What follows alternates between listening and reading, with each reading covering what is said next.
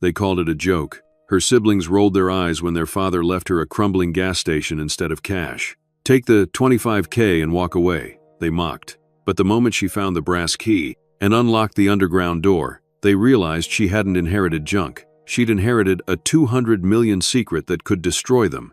The fluorescent lights of Mel's diner flickered overhead as Carmen Rodriguez balanced 3 plates of scrambled eggs and hash browns along her forearm. Her uniform was spattered with small stains from a double shift that had begun at 5 a.m. Dark circles shadowed her eyes, but she maintained a warm smile for her customers. "Order up for table 7, she called, sliding the plates in front of a family of tourists. "Can I get you folks anything else?" The father glanced up from his phone. "We're good," he said. Carmen nodded and moved to her next table, checking her watch. 2 more hours until her shift ended, and then she had to pick up the twins from school. Mia and Luna were 12 now, bright girls with their father's dark eyes and her own stubborn determination. The thought of them gave her strength when her feet ached and her back screamed from hours of carrying heavy trays. As she refilled coffee cups, her phone vibrated in her pocket. Normally, Carmen wouldn't check it during her shift, but the twins' school appeared on the screen. With a quick apology to her table, she stepped away to answer. "Ms. Rodriguez? This is Principal Gaines. I'm calling about Luna." Carmen's heart sank. "Is she all right?" "She's fine physically, but there was an incident with another student. Apparently, there were some comments made about your living situation." Luna responded rather forcefully. Carmen closed her eyes. "She hit someone?" "No, but her verbal response was quite colorful. We need you to come in for a meeting. I'm working a double shift today. Could we?" "Ms. Rodriguez, this is the 3rd incident this month." Carmen glanced at her manager, who was already giving her a disapproving look. "I'll be there in 30 minutes, she said, knowing this would cost her dearly, both in lost wages and her boss's goodwill. After a tense conversation with her manager, Carmen hurried to her car, a 15-year-old sedan with peeling paint and a passenger door that sometimes refused to open. As she drove to the school, her phone rang again. The screen displayed Marcus, her brother's name. She hesitated before answering. Conversations with her brother rarely brought good news. "Hello?" she said, putting him on speaker. "Carmen, where are you? I've been trying to reach you all morning." Marcus's voice was sharp, impatient. "I'm working, Marcus. Some of us have jobs that don't come with assistants to answer our phones." He ignored the barb. Dad's attorney called. They've scheduled the will reading for tomorrow at 2 p.m. Carmen's grip tightened on the steering wheel. It had been 6 weeks since her father's heart attack. 6 weeks of grief that she'd had to push aside to keep food on the table and a roof over her daughters' heads. Roberto Rodriguez had been her anchor, the one person in her family who never made her feel less than. Now he was gone, and the wound still felt fresh. "I have a shift tomorrow," she said. "Cancel it," Marcus replied. "This is important, Carmen. The whole family will be there." By the whole family, Carmen knew he meant himself, their sister Victoria, and their respective spouses, the successful branches of the Rodriguez family tree, not her ex-husband Derek, who had left her for his secretary 3 years ago, and now lived in a lakeside condo while she struggled to make rent on a 2-bedroom apartment. "I'll try," she said finally, "but I can't promise anything." Marcus sighed, the sound crackling through the car's speakers. "This is exactly why Dad worried about you. You never prioritize the right things." Before Carmen could respond, he continued, "Victoria and I have been handling all the funeral arrangements, the estate paperwork, everything, while you've been, what, serving pancakes? The least you could do is show up for the reading." Carmen pulled into the school parking lot, her hands shaking with a mixture of anger and hurt. "I'll be there," she said. "I have to go." She ended the call before Marcus could say anything else, taking a moment to compose herself before heading into the school. This was her reality now, racing between work and her daughter's needs, enduring her siblings' condescension, and grieving alone for the father who had been her only ally. The meeting with Principal Gaines went as expected. Luna sat stone-faced in the corner while the principal expressed concerns about her adjustment difficulties. The other student, a girl named Brittany whose mother headed the PTA, had reportedly commented that Luna's clothes were probably from a dumpster.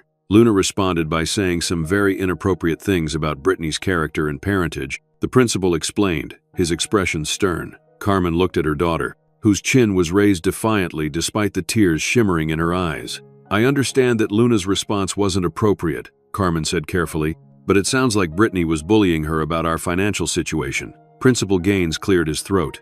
"We're speaking with Brittany's parents as well, of course, but given Luna's pattern of outbursts, we're recommending counseling. Counseling they couldn't afford, another expense to somehow squeeze from her already stretched budget. We'll work on it at home," Carmen promised, placing a hand on Luna's shoulder. As they walked to the car, Luna finally spoke. "I'm not sorry," she said, her voice small but determined. "She says that stuff all the time." Carmen unlocked the car. "I know it's hard, but we can't let people like that see they've gotten to us. Dad would have let me fight back," Luna muttered, climbing into the back seat. "He said sometimes you have to stand up for yourself." Carmen felt a fresh wave of grief wash over her. Derek had been largely absent since the divorce, appearing for occasional weekends and school events when it suited him. His child support payments were sporadic at best, despite his well-paying job. Yet somehow, in the twins' eyes, he remained the fun parent, the one who understood them. "Your father says a lot of things," Carmen replied, keeping her voice neutral. "But he's not the one dealing with phone calls from the school." Luna fell silent, staring out the window as they drove back to their apartment. Mia would be waiting for them, probably hungry and worried about her sister. Carmen would have just enough time to make them a quick dinner before heading back for the evening shift she'd abandoned. More hours lost, more income they couldn't afford to miss. As they turned onto their street, Carmen spotted a sleek black SUV parked in front of their building. Her sister Victoria stood beside it, impeccably dressed in a designer suit, sunglasses perched on her perfectly highlighted hair despite the cloudy day. "What's she doing here?" Luna asked. Carmen parked and braced herself. Victoria rarely visited their apartment, and when she did, it was never without purpose. "Tia Victoria," Luna called as they approached, her tone suddenly bright. Carmen recognized the act. Luna knew that appearing happy and well-adjusted would irritate Victoria, who seemed to expect them to be visibly suffering at all times. Victoria removed her sunglasses, revealing expertly applied makeup that concealed any evidence that she too had lost her father 6 weeks ago. "Luna, darling," she said, offering air kisses. "How are you bearing up?" "I'm good," Luna replied cheerfully. "Mom's teaching me how to make Dad's special empanadas." Victoria's gaze flicked to Carmen, a flash of something, annoyance. Surprise? Crossing her features. "How?" "Therapeutic," she said. "Carmen, could we speak privately?" Inside the cramped apartment, Mia was at the small kitchen table, textbooks spread around her. Unlike her sister, Mia channeled her feelings into academics, maintaining perfect grades despite everything. She looked up as they entered, her expression brightening briefly at the sight of her aunt before returning to its usual careful neutrality. "Tia," she said politely, standing to offer a hug that Victoria returned stiffly. "Girls, why don't you go to your room while I talk to your aunt?" Carmen suggested, setting down her purse. Once the twins had disappeared behind their bedroom door, Victoria surveyed the apartment with barely concealed disdain. Her eyes lingered on the sagging couch, the mismatched dishes drying by the sink, the water stain on the ceiling that the landlord had promised to fix months ago. "Marcus said you were being difficult about tomorrow," she said. Carmen sighed. "Too tired for pretense."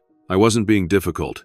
I was being realistic. I have to work." "It's Dad's will reading, Carmen. Surely even you can arrange coverage for one afternoon. Even you." The words hung in the air, heavy with implication. Even you, the family disappointment. Even you, the one who couldn't keep her marriage together. Even you, the college dropout working as a waitress at 38. "I already told Marcus I'll be there," Carmen said, keeping her voice level. "Is that all you came to say?" Victoria moved to the small window, looking out at the view of the parking lot. "No, actually. I wanted to give you a heads up. Marcus and I have been going through Dad's finances." Something in her tone made Carmen tense. And it's worse than we thought. The gas station has been losing money for years. There are back taxes, outstanding loans. Victoria turned, her expression a practiced blend of concern and resignation. "Dad wasn't the best businessman, we all know that." Carmen felt a familiar defensiveness rise within her. "He managed to support a family of 5 and put you and Marcus through college on that gas station's income. That was 20 years ago, before the chain stations moved in. The last few years have been difficult.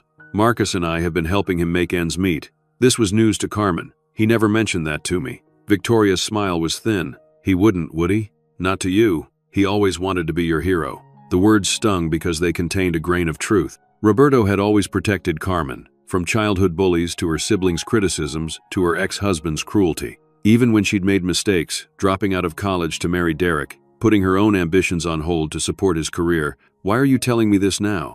Carmen asked. "Because the estate is complicated. There are debts to settle, the property to deal with. Marcus and I think it's best if we handle everything. You have enough on your plate with," she gestured vaguely at the apartment, "all this." "I want to help," Carmen insisted. "Dad was my father too."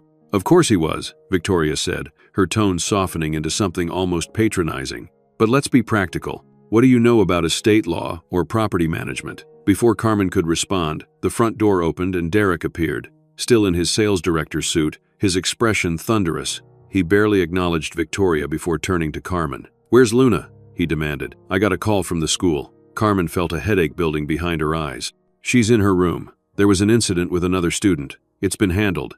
Derek's face reddened.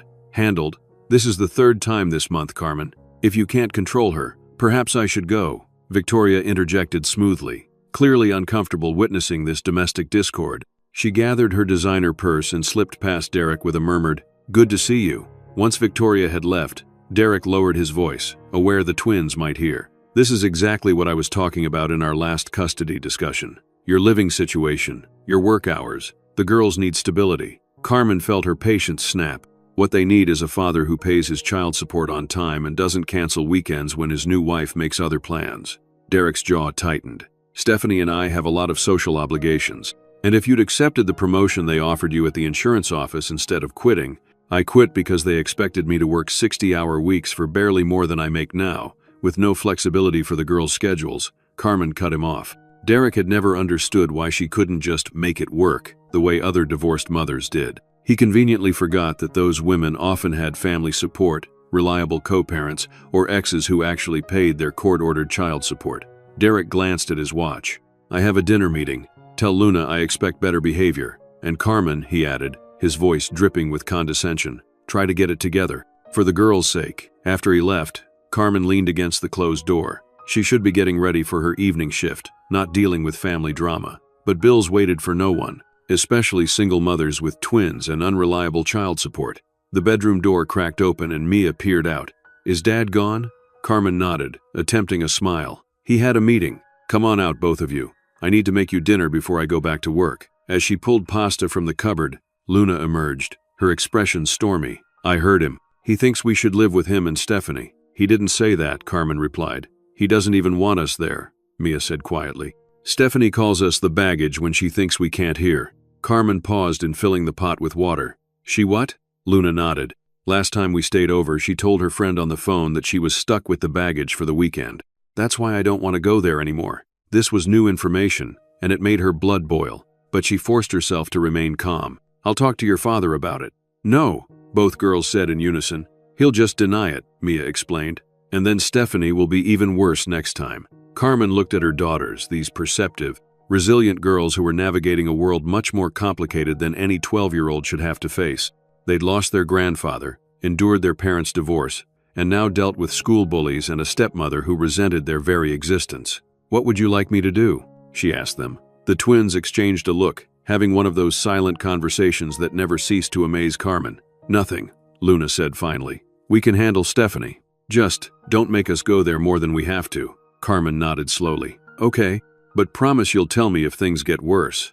As she cooked dinner, a simple pasta with sauce from a jar, nothing like the elaborate meals her father used to prepare, Carmen's mind returned to Victoria's visit and the upcoming reading. What had her sister meant about the gas station's finances? Roberto had owned Estrella gas station for as long as Carmen could remember.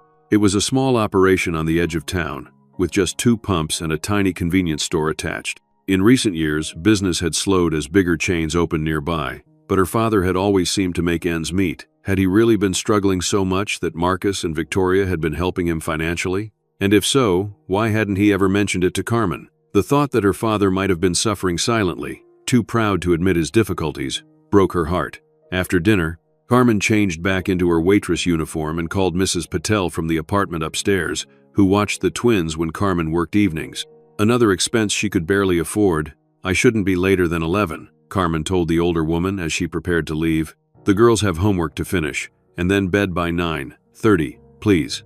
"Don't worry," Mrs. Patel assured her. "We will be fine." The evening shift at Mel's was busy, a small blessing that kept Carmen too occupied to dwell on the day's events. Still, as she carried plates and wiped tables, her mind kept returning to tomorrow's will reading. What would her father have left behind? Certainly not much of material value, if Victoria was to be believed. The memories came unbidden as she worked. Her father taught her to change a tire when she was 10. His patient voice guided her through math homework. The pride in his eyes when she won the art competition in high school. His quiet support when she told him she was pregnant at 22, and Derek had proposed. Even after the divorce, when her siblings made their disappointment abundantly clear, Roberto had never wavered. "Life is not a straight road, mija," he would say.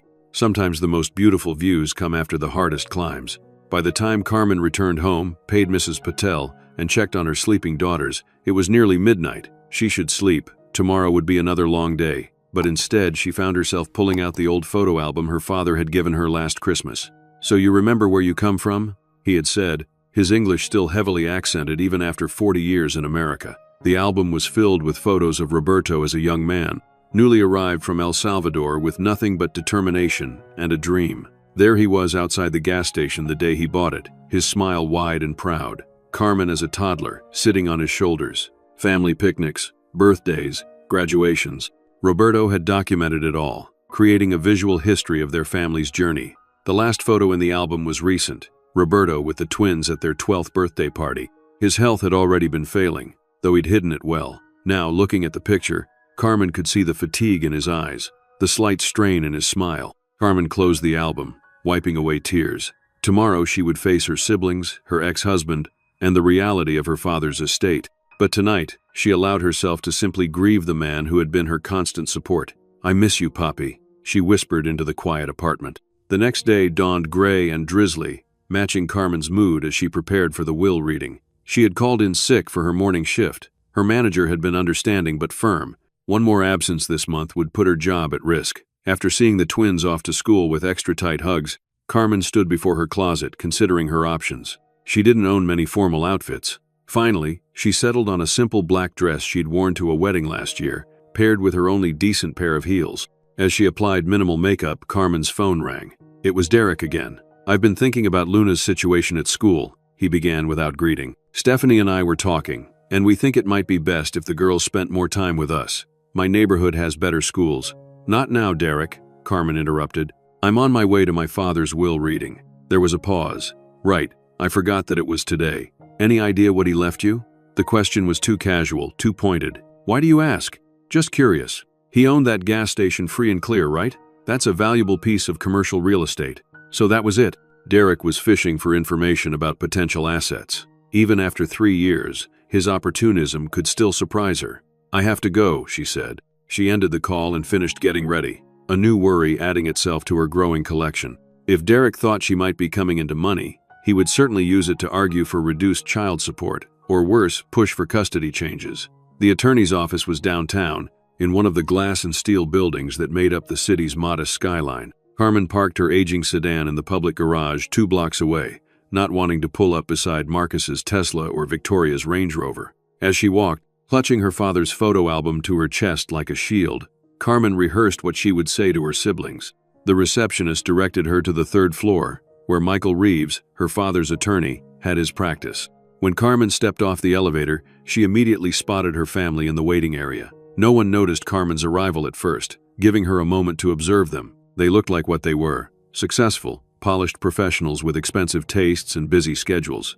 Marcus had inherited their father's height and broad shoulders, but none of his warmth. Victoria had their mother's delicate features, set in a perpetually judgmental expression. It was Marcus who spotted her first. "Finally," he said, checking his watch. Victoria looked up, her eyes cataloging Carmen's outfit in a fraction of a second, the slight tightening of her lips indicating her assessment. "Carmen, you look rested." Before Carmen could respond, a door opened, and Michael Reeves appeared. He was in his 60s with silver hair and kind eyes behind wire-rimmed glasses. He had been Roberto's friend as well as his attorney. "Carmen," he said warmly, stepping forward to embrace her. "It's good to see you." The simple kindness nearly broke through Carmen's carefully constructed composure. She returned the hug briefly before stepping back. "Thank you for arranging this, Michael." Reeves nodded, then turned to the others.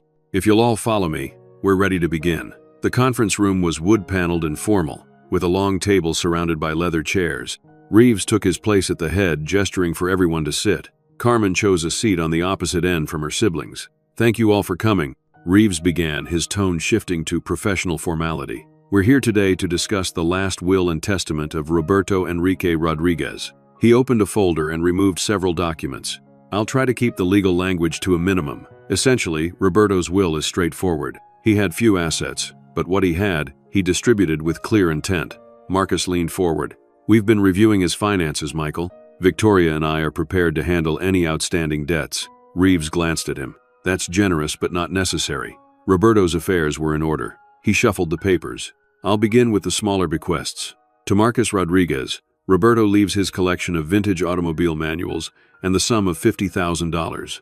Marcus blinked, clearly surprised. $50,000? Where would Dad get that kind of money? Life insurance, Reeves explained. He maintained a modest policy. To Victoria Rodriguez, he leaves his collection of vinyl records and the sum of $50,000. Victoria exchanged a look with her husband. The records are worthless sentimentality, but the money is unexpected. Carmen sat quietly, wondering what her father might have left her. The photo album, perhaps? Some small keepsake? She had never expected money or valuables. Reeves cleared his throat. Now to the primary bequest. To Carmen Rodriguez, Roberto leaves Estrella gas station and all its contents, including the attached apartment, all inventory, equipment, and any other assets associated with the property. There was a moment of stunned silence, broken by Marcus's incredulous laugh. The gas station? Victoria's expression darkened. That property is prime real estate, Michael. It's worth far more than the cash bequests to Marcus and me. This is completely imbalanced. Reeves remained calm. Roberto was very clear about his wishes. The gas station goes to Carmen, along with everything inside it. Carmen sat frozen, unable to process what she was hearing. The gas station? Her father had left her his business, his livelihood, his home for the past 40 years. This is absurd, Marcus continued, his voice rising. Carmen knows nothing about running a business. She can barely manage her own finances. Dad must have been confused when he made this will. I assure you he was of sound mind, Reeves replied firmly. The will was updated just 8 months ago, well before his health began to decline. Victoria turned to Carmen, her expression a mixture of disbelief and irritation. What did you say to him? How did you convince him to do this? Carmen found her voice at last. I didn't say anything. I had no idea. Right, Marcus interrupted sarcastically. You had no idea he was leaving you a piece of commercial property worth hundreds of thousands. Reeves raised a hand. If I may continue, there is a letter from Roberto that he asked me to read. My dear children, if you are hearing these words, then I have passed on to whatever comes next. I hope it is somewhere with good fishing and better coffee. Despite everything, Carmen smiled. That sounded exactly like her father. I know my decision regarding Estrella gas station may come as a surprise to some of you. Marcus, Victoria, you have both built successful lives and careers. You have wealth, status, and security. You don't need a struggling gas station to add to your portfolios. Carmen has faced challenges, a difficult divorce, raising 2 wonderful granddaughters on her own, working multiple jobs to make ends meet. Despite these hardships, she has never lost her kindness, her generosity, or her spirit. The gas station may not seem like much to you. Perhaps you see it as a burden, a failing business in an outdated building. But to me, it represented freedom, opportunity, and the American dream I chased when I came to this country with nothing. It is my legacy, and I choose to entrust it to the child who I believe will honor its significance. Carmen, Mejia, I know this responsibility may seem overwhelming, but I have faith in you. Estrella has more to offer than meets the eye. Take your time, explore its possibilities, and remember that sometimes the greatest treasures are hidden in plain sight. Marcus and Victoria, I leave you with this thought. True wealth is not measured in dollars or property, but in the lives we touch and the love we share. I am proud of your accomplishments, but I hope you will one day understand that success without compassion is a hollow achievement. With all my love, your father, Roberto Rodriguez. When Reeves finished reading, the room fell silent. Carmen felt tears streaming down her cheeks, her father's words wrapping around her like an embrace. Marcus broke the silence, his voice tight with anger. This is ridiculous. Dad was clearly not thinking straight. The gas station is a failing business that hasn't turned a profit in years. That's not entirely accurate, Reeves said mildly. While revenues have declined, the business remains solvent, and the property itself has considerable value, as you noted. Victoria leaned forward. Carmen, be reasonable. You can't possibly want to run a gas station. If you sell it to us, you could use the money to get a better apartment, maybe even a small house for you and the girls.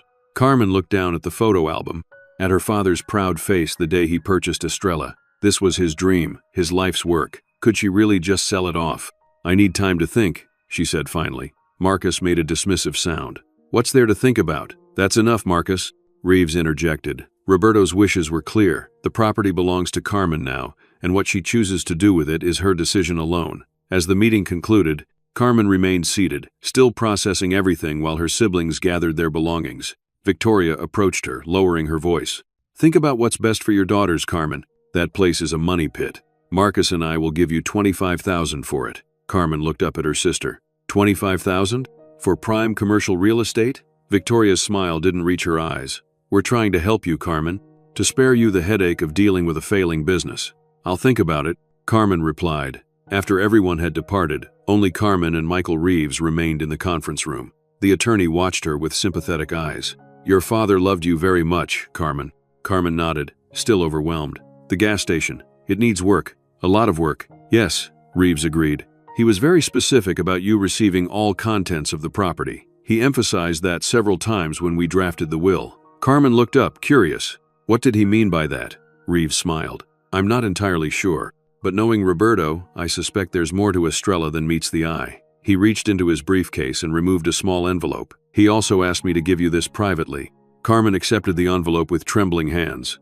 Inside was a single key, old-fashioned, heavy and brass, along with a note. Some doors are hidden in plain sight. Look with your heart, not just your eyes. Te quiero, papi. Carmen stared at the cryptic message, a mixture of confusion and curiosity replacing her earlier shock. What doors? What was her father trying to tell her? Michael, she said slowly, did my father ever mention anything unusual about the gas station? The attorney considered this. Not unusual exactly, but he was very particular about maintaining ownership. He always said Estrella was more than just a business to him. He paused. Carmen, whatever you decide to do with the property, don't rush into anything. Carmen tucked the key and note into her purse. I'm not selling, she said, surprising herself with the conviction in her voice. At least, not yet. I owe it to my father to understand why this place was so important to him. The key from her father's envelope weighed heavily in Carmen's pocket as she pulled into Estrella gas station's cracked concrete lot.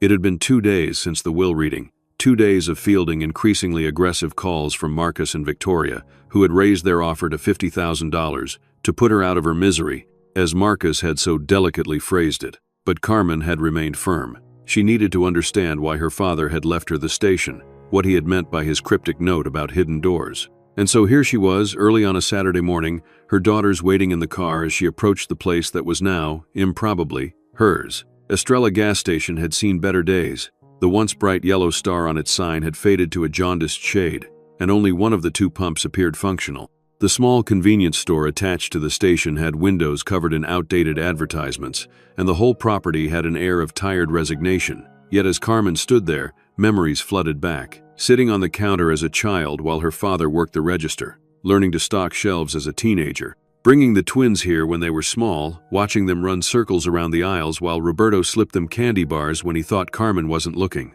Mom, are we going in? Mia called from the car. Carmen nodded, gesturing for the girls to join her. Yes, come on. The twins approached cautiously, eyeing the building with undisguised skepticism. This is ours now?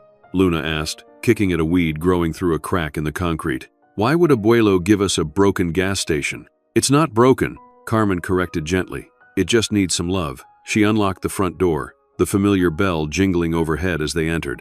The interior was dim, with dust motes dancing in the beams of sunlight that managed to penetrate the grime-covered windows. The shelves were sparsely stocked with basic essentials, canned goods, snacks, a few automotive supplies. The refrigerated section hummed loudly, containing a meager selection of drinks and dairy products. It smells like Abuelo, Mia said suddenly, her voice soft with memory. Carmen nodded, tears threatening as she inhaled the distinctive scent. Her father had spent most of his waking hours in this small space, building his modest business. Let's check out the apartment upstairs, she suggested, moving toward the back of the store where a door marked private led to a staircase. The apartment above the gas station was small but surprisingly well maintained. A combined living and dining area, a compact kitchen, 2 bedrooms, and a bathroom. The furniture was old but clean, a hand-carved chest set on the coffee table, bookshelves lined with volumes in both English and Spanish, framed photos of the family in younger, happier days. It's tiny, Luna observed, peering into one of the bedrooms. Where would we all sleep? Carmen hesitated. She hadn't actually considered moving in. Their current apartment was cramped, yes, but it was close to the girls' school, to her job at the diner. Yet as she looked around the space, she felt a connection to her father that had been missing these past weeks. We could make it work, she said slowly. This could be your room. I could take the smaller bedroom. What about the gas station part? Mia asked practically. Would you run it? That was the question, wasn't it? Could she run a business? Should she even try? I don't know yet, Carmen admitted. First, I want to understand exactly what we've inherited. They returned downstairs to the store area. Carmen moved behind the counter, taking in the ancient cash register, the cigarette display, the lottery ticket machine. Everything looked exactly as it had when Roberto was alive. "What's through there?" Luna asked, pointing to another door behind the counter. "That's the office," Carmen replied. The office was small, with just enough room for a desk, a filing cabinet, and a small safe in the corner. Papers were stacked neatly on the desk, and a calendar on the wall still showed the month Roberto had passed away, as if time had stopped. Carmen sat in her father's chair, running her hands over the worn desktop. What had he been trying to tell her with that key and cryptic note? She opened drawers, finding ordinary office supplies, invoices, tax documents. "Mom, look at this," Mia said, examining the bookshelf against the wall. "These aren't all in Spanish or English." Carmen joined her daughter, inspecting the volumes. Mia was right. There were books in what appeared to be Russian, German, Arabic, Chinese, and several other languages she couldn't immediately identify. "I didn't know Abuelo spoke all these languages," Luna commented. Neither did Carmen. Her father had spoken Spanish and English, of course, but she'd never heard him speak any other languages. The discovery unsettled her. What else might she not have known about her father? Opening the top drawer of the filing cabinet, Carmen found neatly labeled folders, invoices, receipts, insurance, all the expected categories for a small business. But at the back of the drawer was another folder labeled simply Correspondencia, correspondence. Inside were letters and postcards from all over the world, written in various languages. Some had her father's name on them, while others were addressed to names she didn't recognize. "This is weird," she murmured, setting the folder aside to examine more thoroughly later. The bottom drawer of the cabinet was locked. Carmen tried her office key, but it didn't fit. On a hunch, she removed the brass key from her pocket, the one her father had left her in the envelope. It slid into the lock and turned smoothly. Inside the drawer were several items that made little sense in the context of a gas station.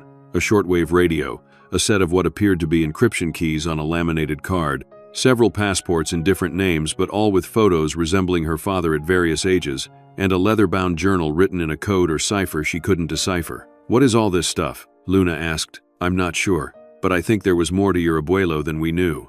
Also in the drawer was a small leather pouch. Carmen opened it to find foreign currency, euros, pounds, yen, and several other denominations. Quickly calculating in her head, she estimated there was the equivalent of several $1,000s. Why would Abuelo have all this money in different currencies? Mia asked. "I don't know," Carmen replied. "Maybe he was planning a trip, but that didn't explain the multiple passports or the coded journal.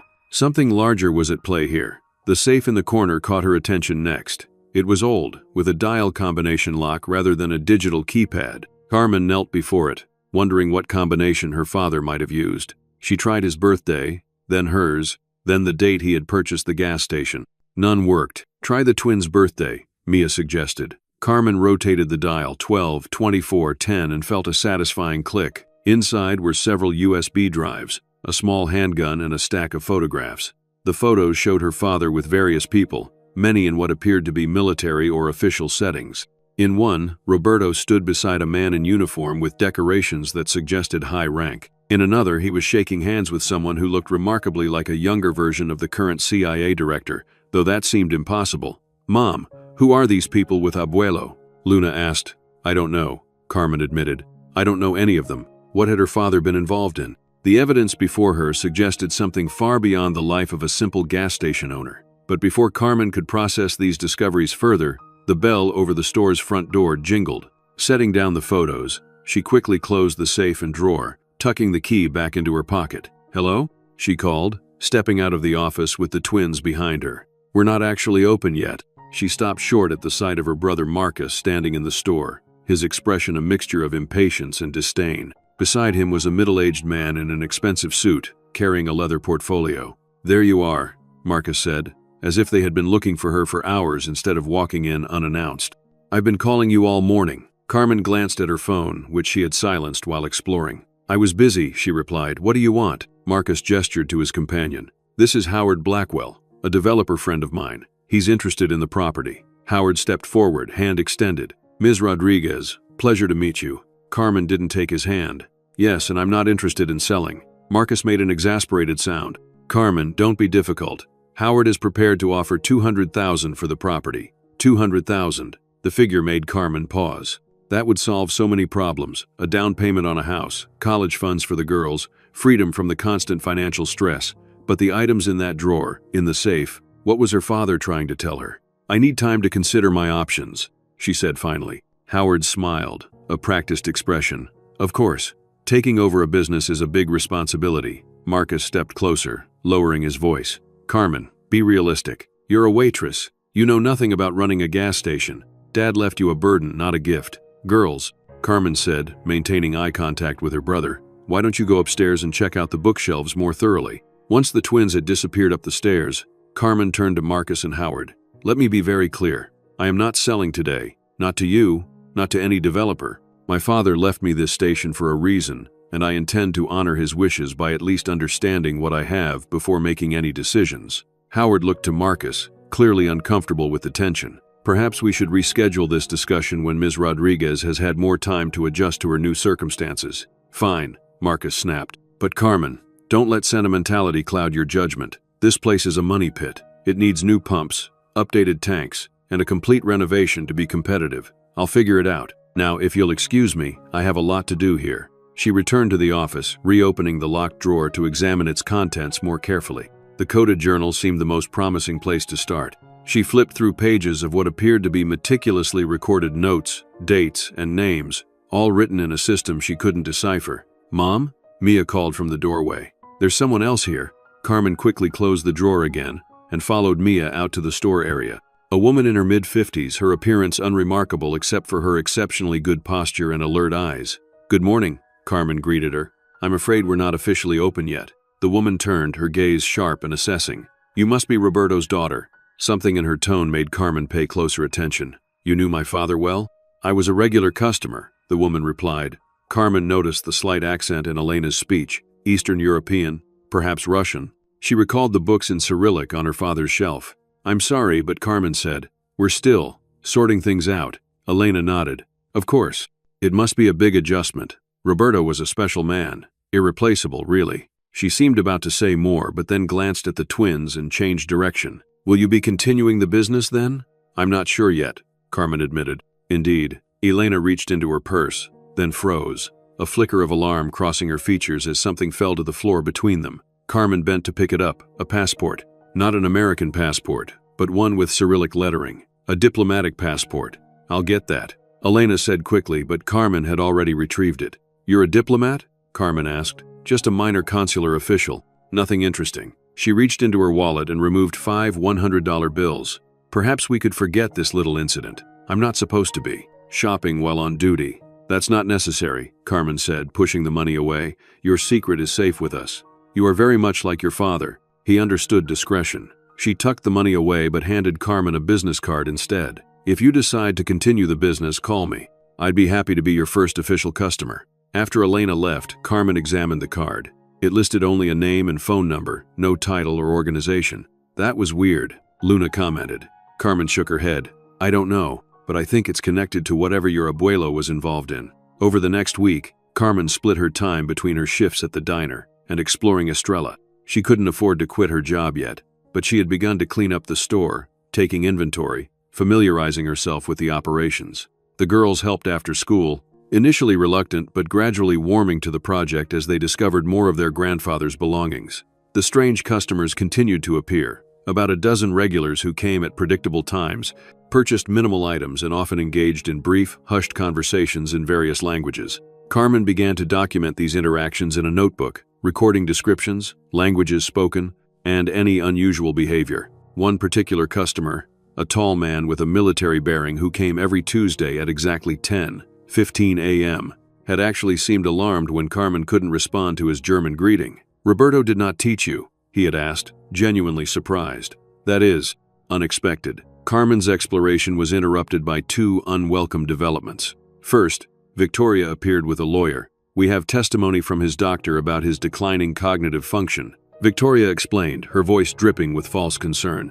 We don't want to make this difficult, Carmen, but legally, the will may not be valid if he wasn't of sound mind. Carmen had shown them the door, then immediately called Michael Reeves, who assured her the will was ironclad. Your father underwent a complete cognitive assessment just before updating his will, he explained. The second complication came from Derek, who filed an emergency motion regarding custody. His filing specifically mentioned Carmen's erratic behavior in taking on a failing business and her potential relocation to the apartment above the gas station, claiming these changes created an unstable environment for the twins.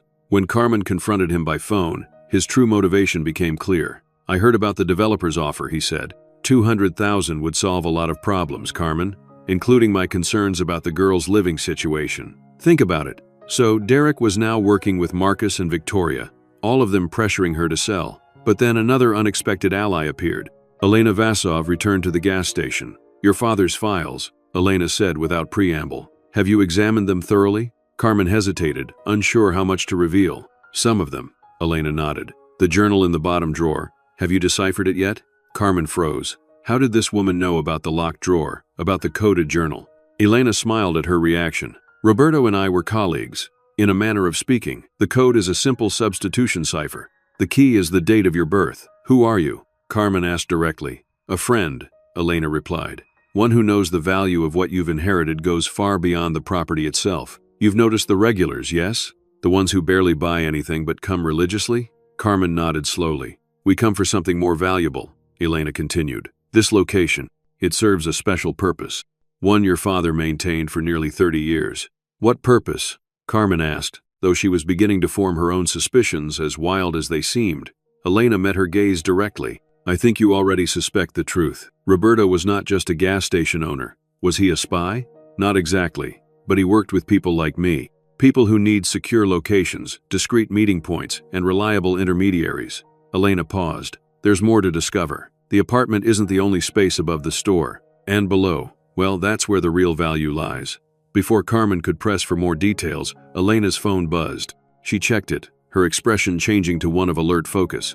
"I have to go. But Carmen, be careful.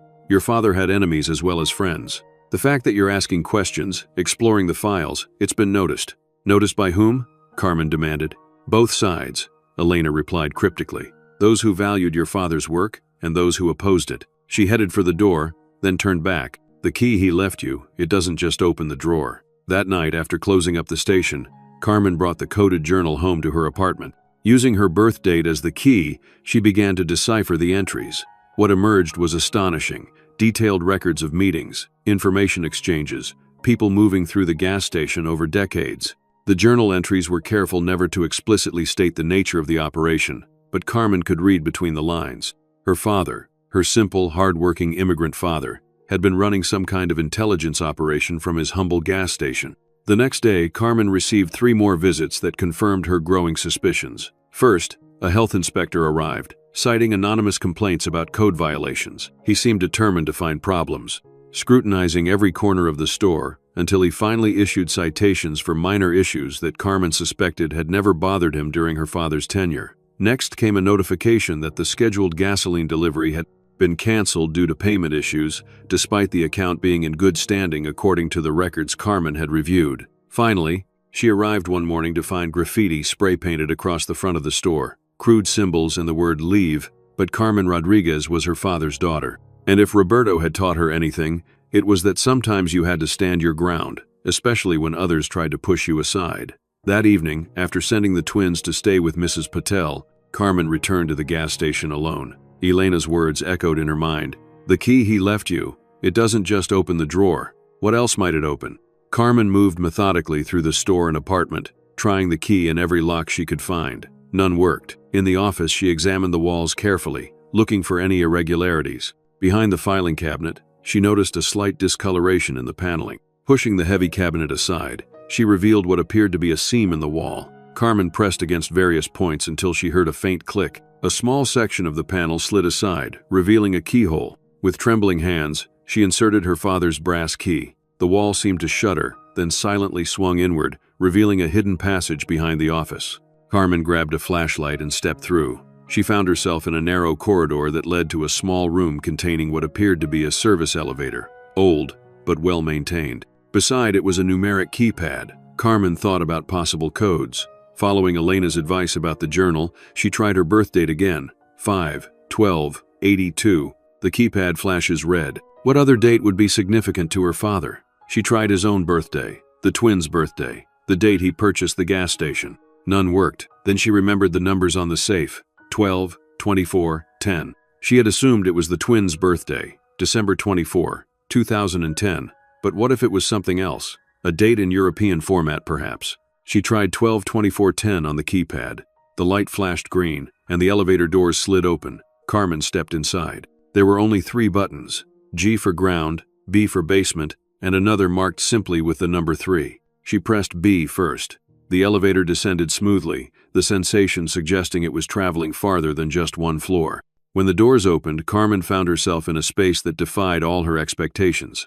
Before her was a fully equipped communications center, computer workstations, satellite equipment, radio systems, and walls of filing cabinets. One wall was covered with maps marked with pins and notations.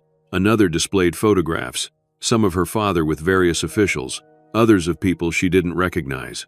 In the center of the room was a large table with what appeared to be secure phone lines. Carmen moved to one of the computer workstations and pressed the power button. To her surprise, it hummed to life, requesting a password. Again, she tried her birth date, and again, she was denied access. A framed photograph on the desk caught her attention, her father standing before Estrella gas station on its opening day. The date printed below the image, 8/15/78. She tried those numbers, and the computer unlocked. The screen filled with files, documents, and what appeared to be a database of names and locations.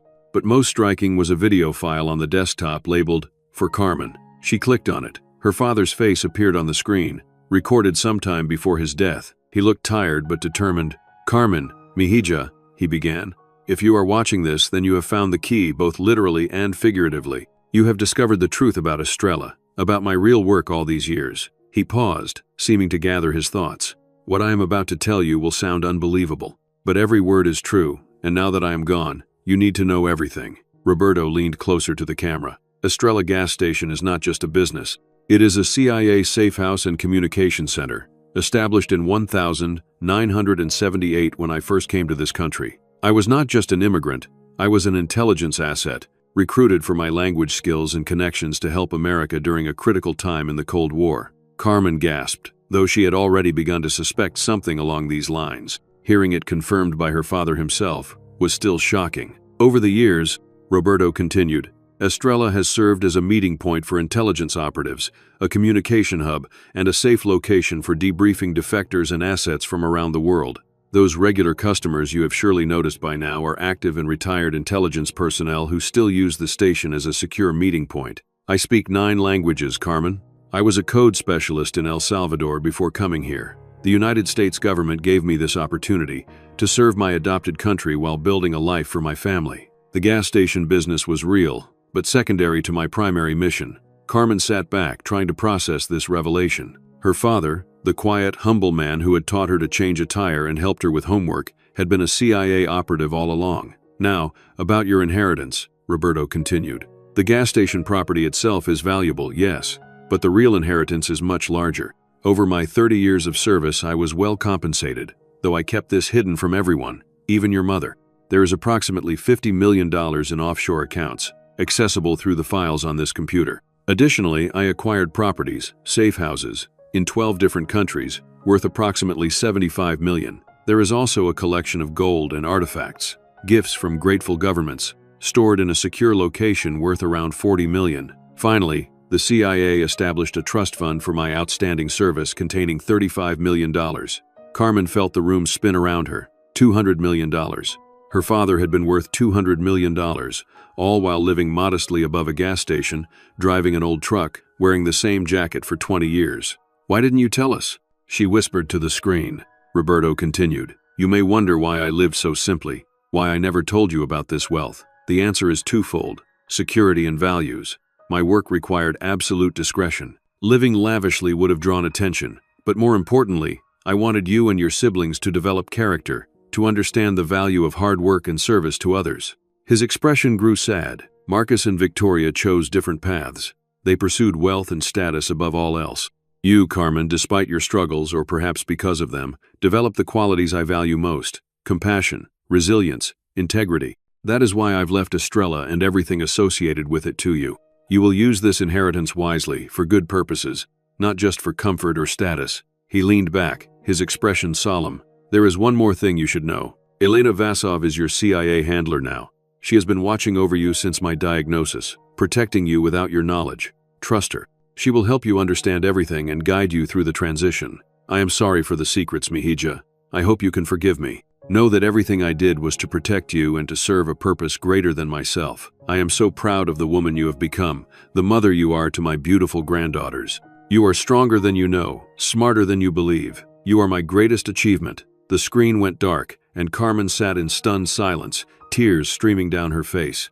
Everything made sense now: the strange customers, the multiple languages, Elena's cryptic comments, her siblings' pressure to sell the property quickly. Carmen wiped her tears and stood, a new determination filling her. But as she prepared to return upstairs, to begin processing everything she had learned, a notification on the computer caught her attention. The security system, which had been running in the background, flashed a warning: "Perimeter breach, north entrance." The security alert flashed again: "Perimeter breach, north entrance." Carmen's heart raced as she frantically searched the control panel for some way to see what was happening upstairs. On the wall, she spotted a bank of monitors, currently dark. She pressed what appeared to be a power button, and the screens flickered, showing different areas of the gas station from security cameras she hadn't even known existed. On one screen, she could see two men in dark clothing attempting to force the back door. They wore masks and moved with the precision of professionals.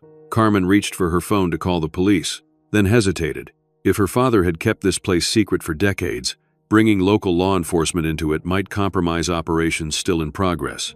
And how would she explain the underground facility? Her phone rang. The screen displayed Elena's number. "Do not call the police," Elena said immediately when Carmen answered. "Security has been alerted. Stay where you are. There are men breaking in upstairs," Carmen whispered. "I know. They're not after the gas station. They're after the information in the basement." Elena's voice was calm but urgent. "Is the elevator secure?" "Yes, I think so." "Good. The elevator and the passage are designed to be undetectable. Stay quiet. Stay hidden. Help is 4 minutes out." Carmen watched the monitors as the men finally breached the back door. They moved efficiently through the store, clearly searching for something. One headed straight for the office. "They're in the office," Carmen whispered into the phone. "They'll find the passage." "No, they won't," Elena assured her. "Not without the key." "Do you have it with you?" Carmen patted her pocket, relieved to feel the brass key still there. "Yes." "Then we're fine. The passage resealed itself when you entered the elevator." On the monitor, Carmen watched as the man in the office ran his hands along the wall where the hidden door was located. He seemed frustrated, checking his watch and speaking into what appeared to be a communication device. "Who are they?" Carmen asked. "Former associates of your father's targets," Elena replied cryptically. "People who would prefer certain information remain buried." The man in the office was now pulling books from the shelves, searching more frantically. His partner entered, and they appeared to argue briefly before both headed back toward the store's front. "They're leaving," Carmen reported, watching as the men exited through the front door this time. "Stay where you are," Elena instructed. "Our team is almost there. They'll secure the location and then escort you safely home. My daughters are fine. We have someone watching your apartment building." The casual way Elena mentioned surveillance of her home should have been disturbing, but Carmen found it oddly reassuring. "How long have you been watching us?" she asked. "Since Roberto's diagnosis," Elena admitted. "He was concerned that once he was gone, certain interests might see you and the girls as either loose ends or leverage. He asked us to keep an eye on you." Within minutes, Carmen saw new figures on the security monitors, 3 men and a woman, moving with the same professional precision as the intruders but clearly performing a security sweep rather than a search. One spoke into a communication device, and shortly after, the elevator began to ascend. When the doors opened, Carmen found herself face to face with a tall, distinguished-looking man in his 60s, with salt and pepper hair and alert eyes. He wasn't what she had expected from a CIA operative, looking more like a college professor than a spy. "Ms. Rodriguez," he said, extending his hand. "I'm James Harrington. I worked with your father for 30 years. Carmen shook his hand. "Those men, who were they? What did they want?" Harrington sighed. "Let's get you somewhere secure first, then we'll explain everything." "What about my car?" Carmen asked. "One of our people will drive it back to your apartment," Harrington assured her. "For now, you'll ride with me." "My father, was he really worth $200 million? Harrington nodded. "Roberto was one of our most valuable assets. His cover as a humble immigrant running a gas station was perfect. No one looked twice at him. But he was instrumental in dozens of critical operations over 3 decades. The compensation reflected his value to national security. And no one in my family knew? Not even my mother?" "Your mother knew some of it," Harrington admitted. "Not the extent of his wealth, but she understood his real work. After she passed, Roberto became even more committed to his cover identity. They arrived at what appeared to be an ordinary office building on the outskirts of town. Inside, however, was a secure facility with communications equipment similar to what Carmen had seen beneath the gas station. Elena was waiting for them, now dressed in professional attire that suggested her role was more official than she had previously indicated. "Carmen," she greeted, "I owe you an apology for the half-truths. Security protocols required discretion until we could confirm you had accessed your father's video." "Who were those men?" Carmen repeated. "They work for an organization that your father helped dismantle in the early 2000s, a network involved in weapons trafficking and intelligence sales. Several of their key members were identified and captured thanks to operations run through Estrella. They believe the station contains evidence that could implicate others who escaped prosecution," Elena added. "They're not wrong. Your father kept meticulous records." Carmen sank into a chair, overwhelmed. "And now they're after me because I inherited the station." "Yes and no," Harrington said carefully. "They were watching the station even before Roberto passed away. But your refusal to sell, and your obvious interest in exploring the property thoroughly, escalated their concerns. They need to know what you know. Which is why we need to move quickly," Elena interjected. "The inheritance your father left you is legitimate and documented, but accessing it safely requires following specific protocols." She slid a tablet across the table to Carmen. On it was a document titled Succession Plan, Estrella Operations. "Your father prepared for this eventuality," Elena explained. "He created a detailed plan for transferring assets, securing information, and protecting you and the girls. But you have decisions to make about how involved you want to be going forward." Carmen looked up sharply. "What do you mean?" Harrington leaned forward. "Estrella serves an ongoing function in our intelligence network. Ideally, we would maintain that function. But that depends on you. Roberto believed you could handle the truth, could even continue some aspects of his work. But he also provided alternatives if that's not what you want. We would relocate the operation," Elena said. "The property could be sold. It does have significant commercial value, as your siblings have pointed out. But the underground facility would be decommissioned and sealed first. And if I choose to stay involved?" Harrington smiled slightly. "Then you would receive training, support, and compensation, just as your father did. Estrella would continue its function, and you would become its new operator, maintaining the cover of the gas station while facilitating the more important work below." "I need time," she said finally. "I need to think about what's best for my daughters." "Of course," Elena nodded, "but we should move quickly on securing your assets. Those men tonight weren't the only ones interested in what Roberto left behind. Your siblings have also been making inquiries, hiring private investigators, consulting with financial forensic experts. What do you suggest I do first?" Carmen asked. Harrington opened a laptop. "We should secure the financial assets immediately. The accounts require biometric verification. Roberto set them up to transfer to you upon his death, but you need to complete the authentication process." For the next hour, Carmen followed their guidance, providing fingerprints, retinal scans, and voice recognition to secure access to her father's hidden fortune. With each step, the reality of her inheritance became more concrete. Account balances appeared on screen, tens of millions of dollars in various currencies, investments, and holdings. "All of this is really mine now?" she asked, staring at numbers that seemed unreal. "Yes," Elena confirmed. Though much of it is in structures designed to remain discreet, by the time they finished the initial security procedures, it was nearly dawn. Carmen felt exhausted but also strangely energized. "We should get you home," Harrington said. "Your daughters will be waking up soon." As they prepared to leave, Elena handed Carmen a secure phone. "Use this to contact us." "One more question," Carmen said. "My siblings and my ex-husband, how much danger have I put them in by not selling the station immediately?" Harrington's expression grew serious. "Your instincts are good, Carmen. Your father said they would be. There's something you should know about Marcus and Victoria. Their pressure for you to sell isn't just about the property value." "What do you mean?" Elena tapped on the tablet, bringing up documents and photographs. "Marcus has been involved in some questionable business dealings, including with the very network your father helped dismantle. He may not know the full extent of their operations, but he's been facilitating transfers of technology that have raised red flags." "And Victoria?" Carmen asked. "Real estate is excellent for money laundering," Harrington said grimly. "She's been helping several criminal organizations move funds through property transactions. Again, she may not know who she's really working for, but ignorance isn't a defense." Carmen felt sick. Her siblings had built their success on criminal connections, all while looking down on her modest, honest life. "Your father knew," Elena added softly. "It broke his heart. He was actually investigating them during his final months, compiling information for federal authorities. That's why he left everything to me," Carmen realized. "Not just because he trusted me, but because he knew Marcus and Victoria were compromised." Harrington nodded. "Roberto believed you were the only one who would use the inheritance ethically. and he hoped that by leaving everything to you, he might force Marcus and Victoria to face consequences before they went any deeper into criminal territory. What about Derek, my ex-husband? Elena hesitated. Your ex-husband's new wife, Stephanie. She has connections to a foreign intelligence service. We believe she targeted Derek specifically because of his connection to your family. The revelation hit Carmen like a physical blow. Stephanie, who called her daughter's baggage, was a foreign operative? Derek hadn't left Carmen for love but had been targeted as part of an intelligence operation. Does Derek know? She asked. We don't believe so, Harrington replied. So my whole family. None of us knew who my father really was, and all of us were being used or manipulated in some way. Your father protected you as best he could, Elena said gently. And now we're trying to do the same. But you need to be careful. The people who came tonight will try again, and your siblings may become desperate once they realize you've discovered the truth about the inheritance.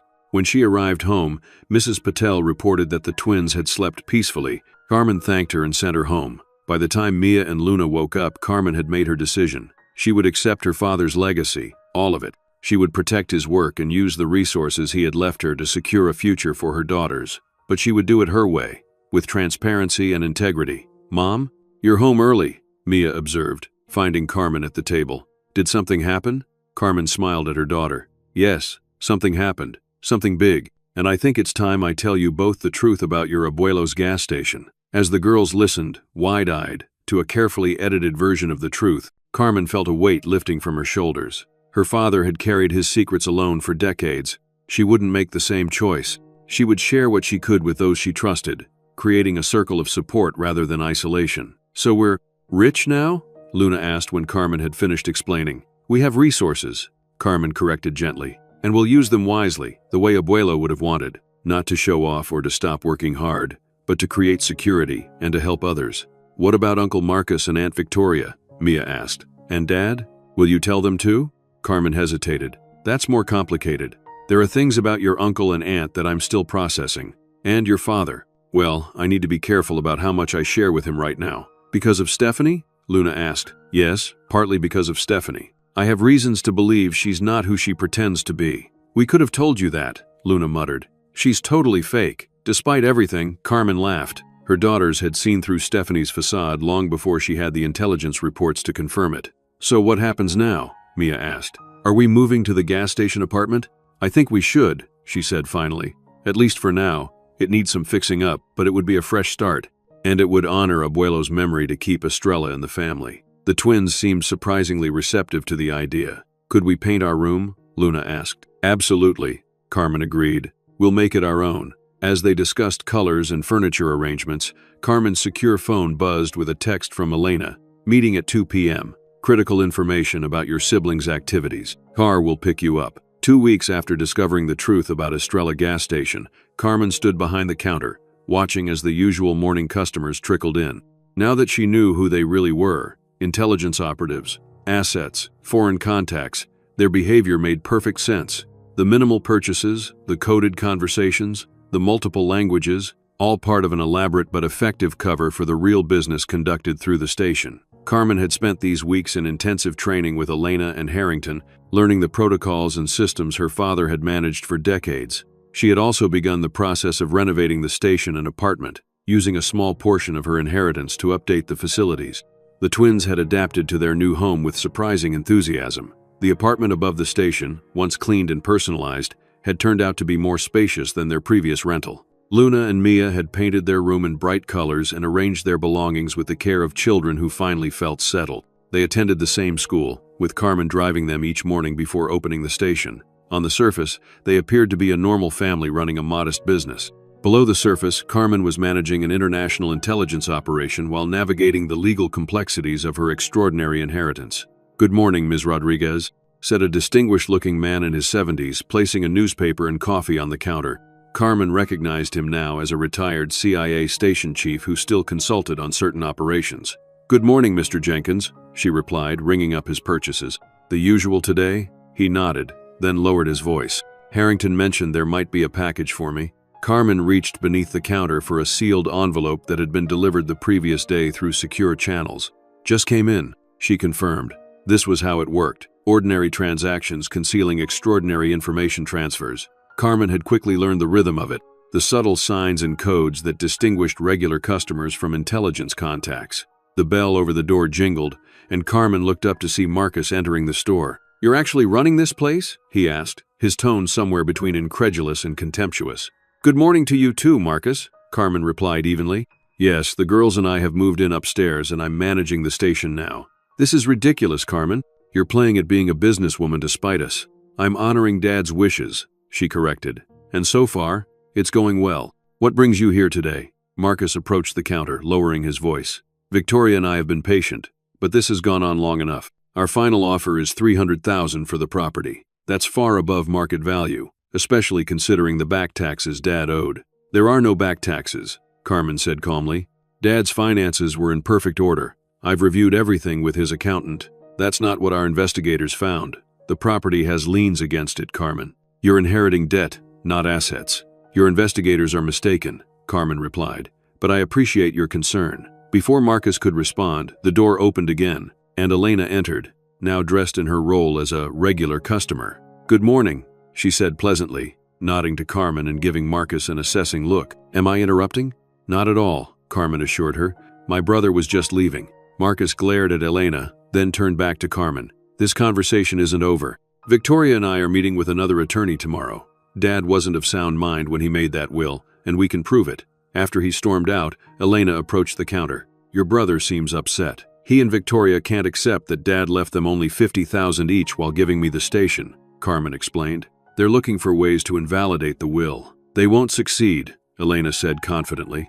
"Roberto was thorough in establishing his competency, but their persistence is concerning for other reasons." She glanced around to ensure they were alone, then continued in a lower voice.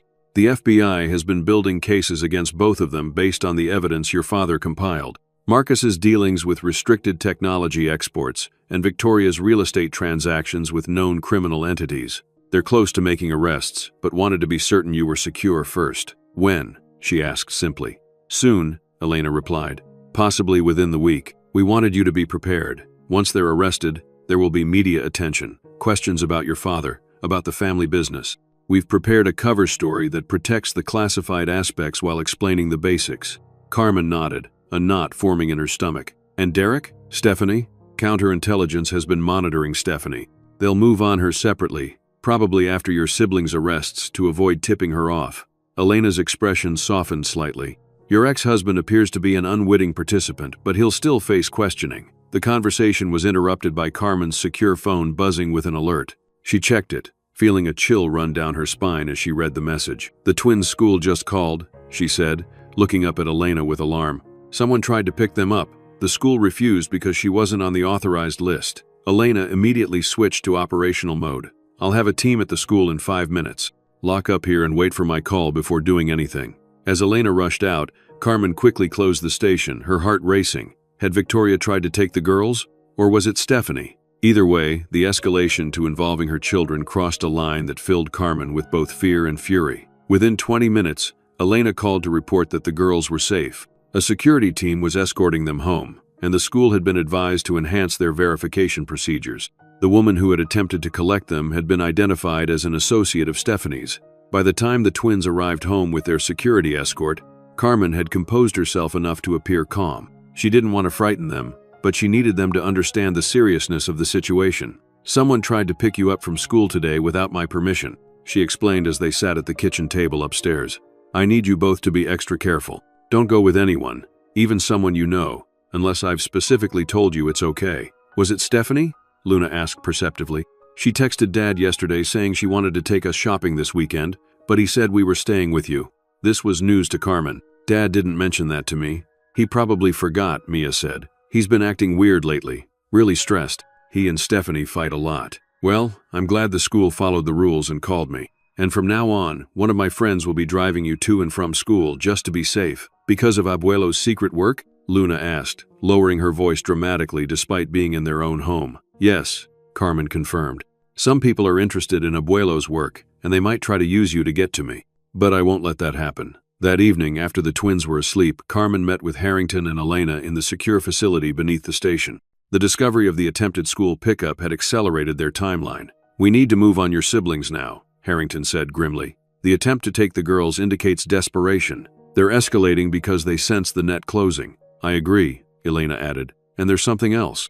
Our surveillance picked up a meeting between Marcus and one of the men who broke in here 2 weeks ago. They're collaborating now, which puts you in even greater danger. What exactly will happen? The FBI will arrest Marcus and Victoria simultaneously tomorrow morning, Harrington explained. The charges will be made public by afternoon. Simultaneously, a separate team will detain Stephanie for questioning regarding her intelligence activities. And the men who broke in? The ones working with Marcus now? We have a team tracking them, Elena assured her. Once your siblings are in custody, we'll move on their associates as well. Carmen nodded slowly. What do you need from me? Stay here with the girls, Harrington advised. We'll have security in place. Once the arrests are made, there will likely be media interest. We've prepared a statement for you, expressing shock at your siblings' activities, cooperating with authorities, that sort of thing. And what about Estrella, the underground facility? How do we explain that if reporters start digging? The official story is that your father was a confidential informant for federal law enforcement, Elena explained. It explains his hidden wealth as reward money for information leading to major cases, without revealing the CIA connection or the ongoing intelligence function of the station. Is there no other way? She asked quietly. Harrington's expression was sympathetic but firm. Your father struggled with the same question, Carmen. He delayed providing the evidence to authorities for months, hoping Marcus and Victoria would change course. But their activities were too serious to ignore. National security implications, connections to criminal organizations. Roberto ultimately chose to protect the country, even at the cost of his own children's freedom. I need to see the evidence, she said finally. Before tomorrow, I need to understand exactly what they've done. Elena hesitated, then nodded. We can arrange that. But Carmen, it won't make tomorrow any easier. Throughout the night, Carmen reviewed the files her father had compiled on his own children. The evidence was meticulous and damning. Marcus had knowingly facilitated the transfer of restricted technology to entities connected to foreign intelligence services, accepting millions in payments through offshore accounts. Victoria had helped launder over $100 million for drug cartels through her real estate business, taking a percentage of each transaction. By morning, Carmen had come to terms with what needed to happen. When Harrington called to confirm that the arrests were underway, she felt a strange calm. This was the culmination of her father's final mission, not just securing his legitimate assets for Carmen, but ensuring that justice would be served, even within his own family. The media explosion came faster than expected. By noon, local and national news outlets were reporting the arrests of prominent business leaders, Marcus and Victoria Rodriguez, on charges of technology export violations and money laundering. Their connections to international criminal organizations were highlighted, along with the shocking revelation that the investigation had been initiated by evidence from their own father. Carmen kept the twins home from school, knowing they would face uncomfortable questions and possibly hostility from classmates whose parents worked for Marcus or Victoria. Did Abuelo know what they were doing? Mia asked, her voice small as she watched footage of Victoria being escorted into the federal courthouse. Yes, Carmen admitted. He discovered it during his last year. Is that why he left everything to you instead of them? Luna wondered. Carmen nodded. He knew I would use the inheritance responsibly, and he wanted to protect the work he had done at Estrella. The most difficult call came from Derek that afternoon. He sounded shaken, desperate. Carmen, have you seen the news? They've arrested Stephanie. They're saying she's some kind of foreign agent, and they've been questioning me for hours about my connections to Marcus and Victoria. Are you under arrest? Carmen asked. No, they seem to believe I didn't know anything. But Carmen, this is insane. Your whole family, spies, criminals, what the hell is going on? She could hear the genuine confusion in his voice and felt a moment of sympathy. Derek was many things, selfish, opportunistic, a mediocre father, but he apparently wasn't a knowing participant in espionage or criminal activity. I can't discuss it over the phone, she said carefully. But Derek, the girls need stability right now. This is going to be all over the news, and they're going to hear things about their uncle, aunt, and Stephanie. I need you to be supportive and present, not adding to their stress. There was a pause before he responded, his voice uncharacteristically humble. You're right. Can I come see them? I need to see that they're okay. Carmen agreed to a visit the following day, with the stipulation that he come alone and keep the conversation positive. As the day progressed, reporters began gathering outside Estrella gas station, drawn by the connection to the sensational arrests. Carmen remained inside with the twins, grateful for the security team that kept the media at a distance. Elena managed the perimeter, occasionally briefing Carmen on developments. Victoria's lawyer is already floating the mentally incompetent father defense, she reported during one update, claiming Roberto was delusional about his children's activities due to his illness.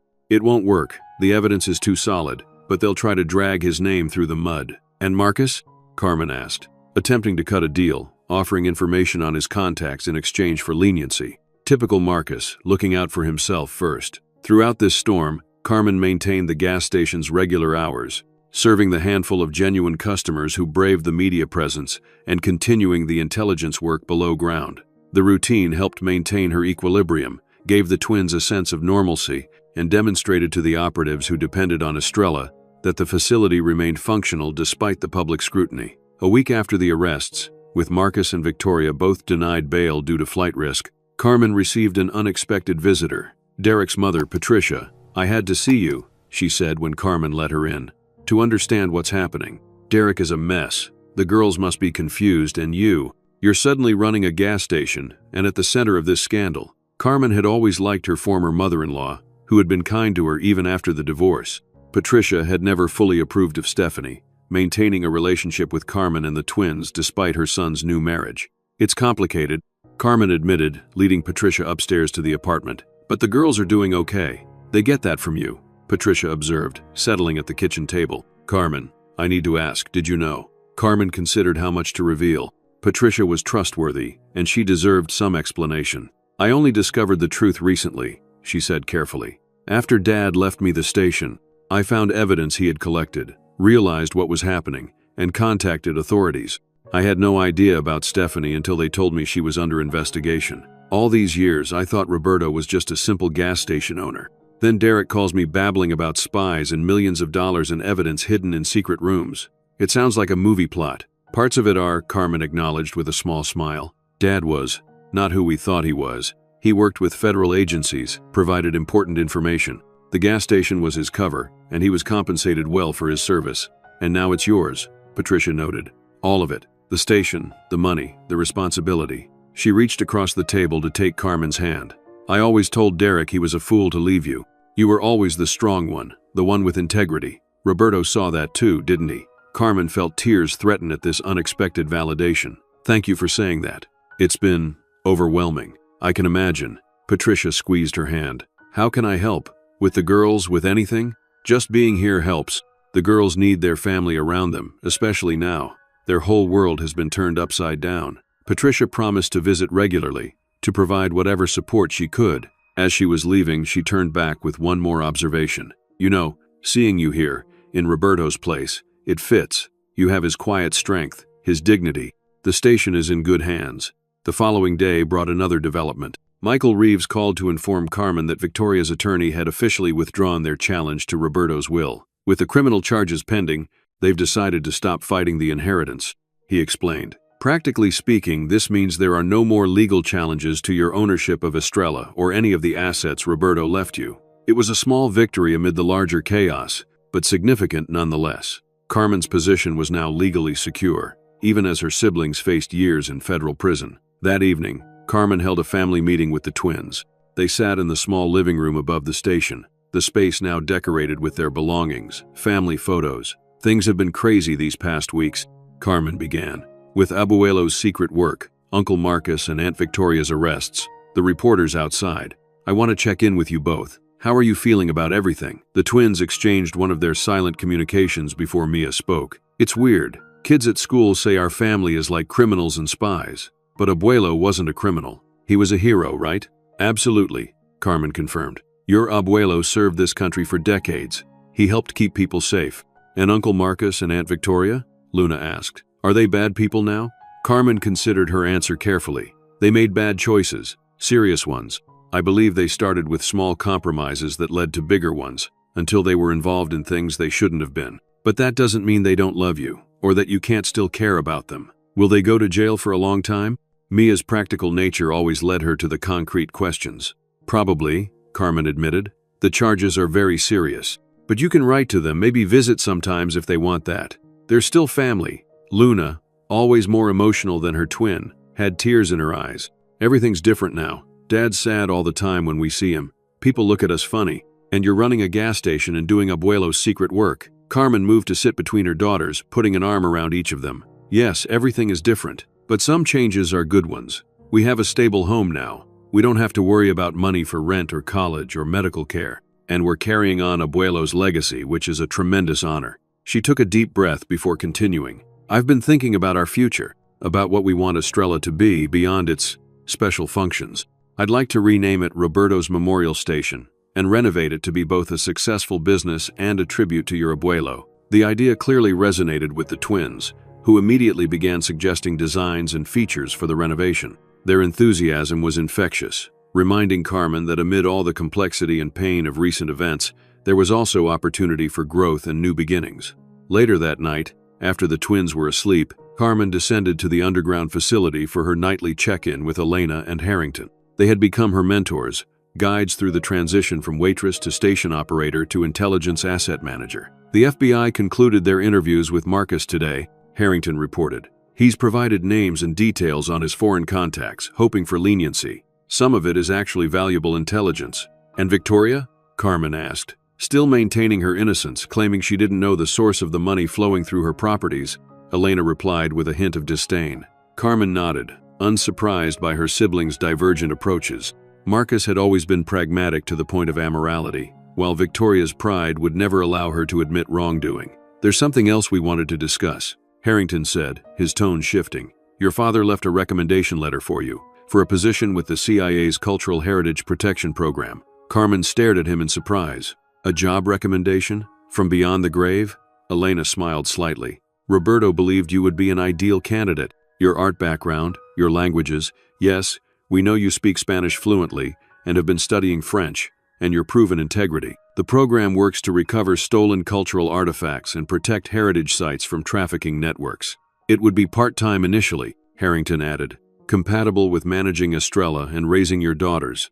I'd like to think about it, she said finally. It's a lot to process. Of course, Elena agreed. The offer remains open. Roberto was highly respected within the agency. As Carmen returned upstairs, she paused in the store, looking around at the humble gas station that had concealed so much for so long.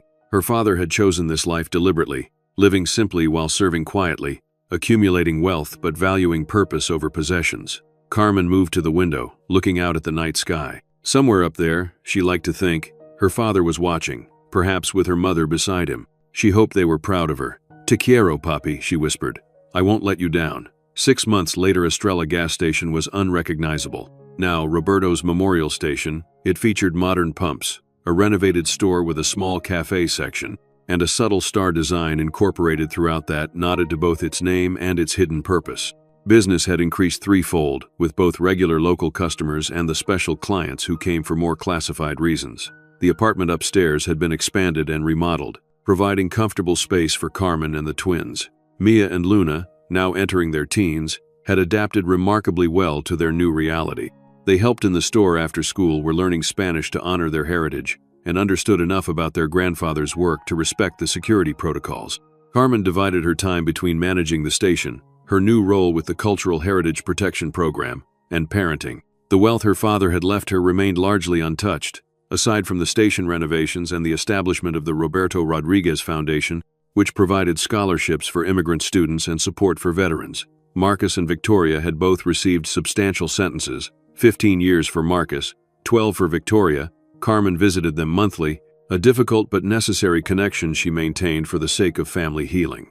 The visits were strained, with neither sibling fully accepting responsibility for their actions, but Carmen persisted, believing that reconciliation, however limited, was worth pursuing. Derek, cleared of involvement in Stephanie's espionage activities, had undergone a surprising transformation. The humiliation of discovering his wife's true motivations, combined with the shock of the Rodriguez family revelations, had prompted genuine self-reflection. They would never reconcile romantically, but they had found a way to co-parent effectively. Elena had become a friend as well as a colleague, teaching the twins self-defense and beginning to instruct them in Russian, much to their delight. Harrington visited regularly, often bringing books or historical artifacts that connected to Carmen's work with cultural heritage protection. The underground facility continued its essential functions, now with Carmen as its primary manager. She had proven adept at the work, her natural intelligence and attention to detail making her a quick study. The operatives who depended on Estrella as a safe location had accepted her readily, many commenting that she reminded them of Roberto. On this particular evening, Carmen stood behind the counter, watching as Luna helped a customer select coffee beans from the new gourmet section while Mia restocked the refrigerated drinks. Elena entered, now a familiar presence that required no pretense. "Good evening, Rodriguez family," she greeted, accepting the cup of coffee Luna immediately prepared for her. "How's business?" "Steady," Carmen replied with a smile. Both kinds.